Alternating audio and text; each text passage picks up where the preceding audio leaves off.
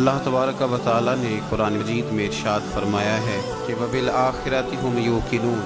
फरमाया अहले ईमान की ये शान है कि वो आखरत पर यकीन कामिल रखते हैं, उनका क़यामत के दिन पर कामिल यकीन होता है। ये अहले ईमान की शान है। मुसलमान जो है इसके जो बुनियादी अकायद हैं उनमें से अहम और बुनियादी अकीदा आखरत है। दुनिया से जाना है, दुनिया को छोड़ना है, आखरत ठिकाना है, ये मुसलमान का बुनियादी अकीदा है। काफिर ये समझता है कि जब मर जाऊंगा तो मट्टी हो जाऊंगा, यहीं मुझे खाना पीना है, यहीं बरतना है, यहीं रहना है, यहीं सारा कुछ करना है। लेकिन मुसलमान का ये नज़रिया नहीं है, बल्कि मुसलमान का ये नज़रिया है कि मैं कुछ वक्त के लिए दुनिया में आया हूँ, यहाँ मुझे नेक अमाल करने, अगर मैंने बुराई की तो मुझे उसकी सज़ा मिलेगी, खैर का काम किया तो मुझे उसकी जज़ा मिलेगी। अकीदा आखरत मुसलमान को बहुत सारी जगहों पे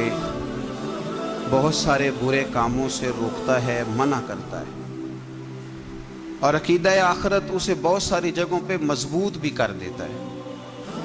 और अकीदा आखरत एक ऐसा अकीदा है जो एक नई रूह फूंक देता है इंसान के मिजाज के अंदर, उसे जीने का ढब देता है, सलीका देता है।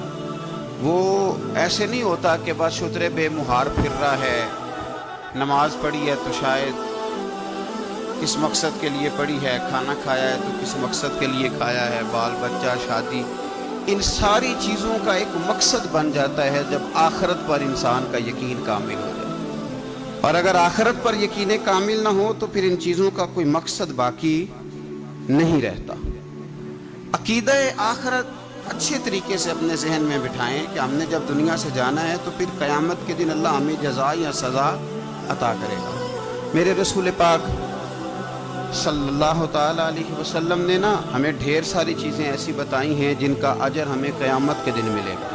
और अगर अकीदा आखरत मौजूद ना हो, क़यामत का कायम होना मौजूद ना हो, इसका वक़ू होना मुमकिन ना हो, तो फिर बहुत सारे मामलात ऐसे हैं जिनका वैसे कोई मकसद नहीं रहता।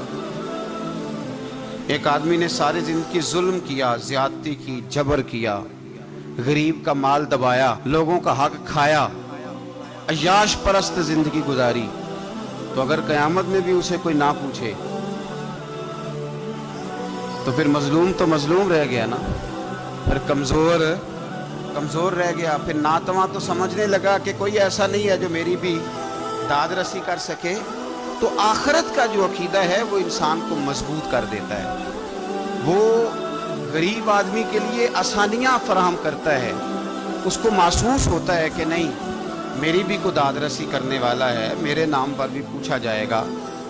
इसी तरीके से एक आदमी ने सारी ज़िंदगी खैर का काम किया, उसने कोई धोखा नहीं किया, कोई फरेब नहीं किया, चढ़ती जवानी थी पर उसने कोई ऐसा काम नहीं किया जिससे कि महसूस हो कि ये अल्लाह की नाफरमानी कर रहा है। जायज़ खाया, थोड़ा खाया, नज़र की हिफाजत की, किस मकसद के लिए कि अल्लाह क़यामत में मुझे अजर अता करे। उसने रमज़ान के सख्त रोज़े रखे, उसने इबादतें की, उसने अपनी जेब काट के गरीब की मदद की। मकसूद ये था कि अल्लाह क़यामत में मुझे अजर दे। तो अगर क़यामत का वक़ू ही ना हो, वो हमारे यहाँ कुछ लोग बड़ी मौज में हैं, वो कहते हैं और नहीं जी नहीं, अल्लाह बड़ा करीम है। बिल्कुल ठीक कहा आपने। नबी पाक अलैहिस्सलाम ने फरमाया वो बहुत बड़ा बेवकूफ़ आदमी है जो अल्लाह की रहमत की उम्मीद भी करे और फिर खुदा की नाफरमानी भी करे, वो तो बेवकूफ़ है। अगर तुझे रहमत की उम्मीद होती तो फिर तू खैर के काम करता, फिर तू अल्लाह से डरता, फिर तेरे आमाल संवर जाते, फिर तेरे अंदर तरतीब और तरह की होती। तो मेरे अजीज, आप अच्छी तरह से इस बात को समझ लें और इसको अच्छे तरीके से याद रख लें कि क़यामत कायम होगी। हम यहाँ आने से पहले भी कहीं थे, यहाँ आने से पहले भी कहीं मौजूद थे। अल्लाह ताला ने हमें ज़िंदा और मौजूद दुनिया के अंदर भेजा, और इसके बाद जब हम दुनिया से जाएंगे तो कब्र में रखे जाएंगे, कब्र में उठाए जाएंगे। कब्र के अंदर जा कर के बहुत सारे ऐसे मामलात होंगे जिनकी जज़ा और सज़ा का फैसला किया जाएगा।